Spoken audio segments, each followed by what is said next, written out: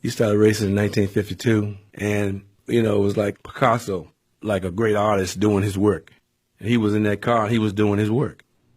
But, he couldn't get the support where other drivers that we were competing against had major sponsorship. He did everything that he did out of his own pocket. And as children, we didn't have that leisure time. We couldn't go to the playground. He said to us, "I need you at the garage." I can remember him getting injured, and he'd just take axle grease and put it in the cut and keep working. But he wasn't allowed to race at certain speedways. He had death threats not to come to Atlanta. And Daddy said, "Look, if I leave in a pine box, that's what I got to do, but I'm going to race."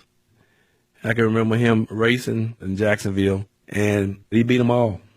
But they wouldn't drop the checkered flag. And then when they did drop the checkered flag, they had my father in third place. One of the main reasons that they gave was there was a white beauty queen, and they always kissed the driver. He finally got the money. But, of course, the trophy was gone. The fans were gone. The beauty queens were gone. Did he ever consider not racing anymore? Never. That was one of my daddy's saying. When it's too tough, everybody else is just right for me. Like I can remember one time when we were racing Atlanta 500, and he was sick. He needed an operation. And I said, "Daddy, we don't have to race today." He whispered to me and said, "Lift my legs up," and put me in the car.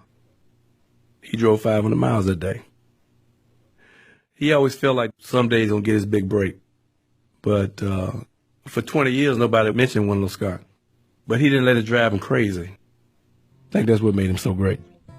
He chose to be a race car driver, and he was going to race until he couldn't race no more.